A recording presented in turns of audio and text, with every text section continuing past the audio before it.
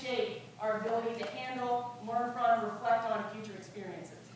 But he said that certain things have to be there in order for an experience to be educational. And he wrote a book about it called Experiencing Education. And I read this book before I became a course director.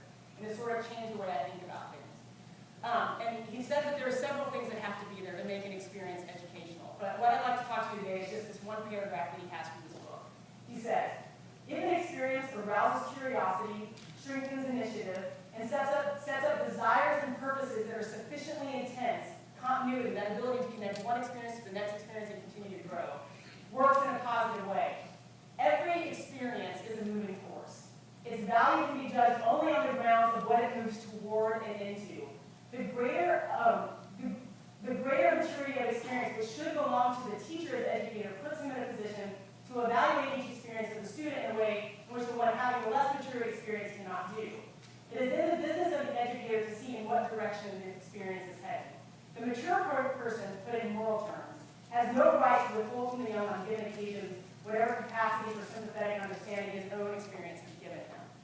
Okay, so I think that there's three important implications that I'd like to talk about right now. First off, all of us will have experiences. You will have experiences. That is a given. What is not a given is that you will take anything from those experiences.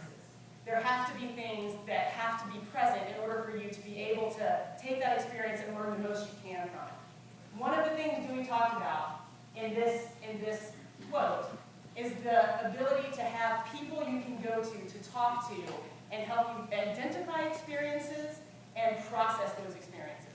I cannot tell you how important this is. This has been the place in my life that I have felt the most fortunate when it comes to my own career and my own development as a human being, is that I've had people that I can go to and talk to about things as they unfold. And so, like, some of these people are sitting in this audience today. There's Carol Odie, and my PhD advisor, Paul Manis, and my current advisor, Mark Zilka, and Sue Estroff, and Cheryl McNeil, and Susan Hadler, and the entire first-year curriculum committee, because I've sat in their offices at any point in time and possibly cried over them. So find those people that you trust, that you can talk to, that can help you guide, help you know how to handle and process these experiences. But what I think is the most important thing is that every single one of us is going to be in the position one day of having somebody come and look to us to help guide them through an experience.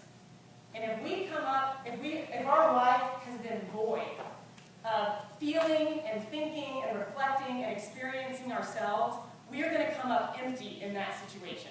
And we're going to miss out on the chance not to just be teachers and doctors and mentors, but to be educators, healers, and friends.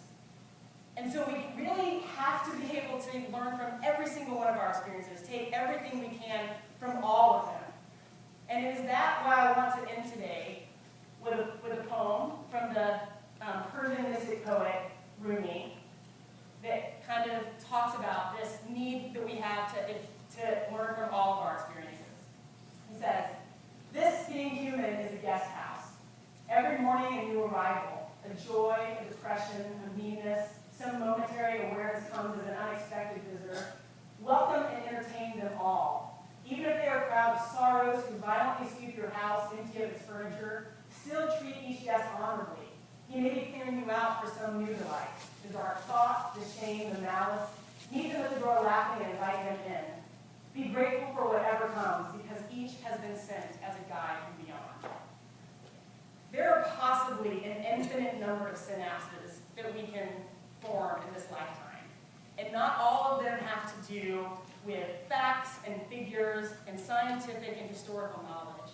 I'm convinced that most of them actually have to do with love and loss and success and failure and joy and grief and hope and despair and courage and fear. And the list goes on and on and on.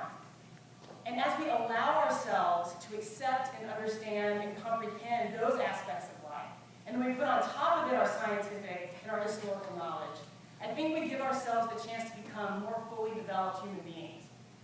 And it's true that probably we cannot fully ever understand the experience another person is having because we haven't walked in their shoes and they have a different neuronal brain map. But I think empathy implies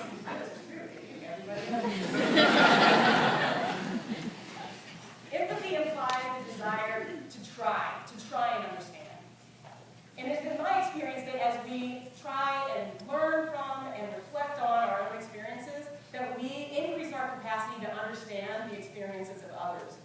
And we start to see the connections, the common connections and themes that unite us as human beings, that are common to all of us. And that ability to see ourselves in others, and others in ourselves, narrows the gap of separation that is just part of the human experience. And it's that increased capacity for connection and understanding that results from the narrowing of that gap that has brought me the most joy in my journey. And it is my hope today that that will be your experience as well. Thank you.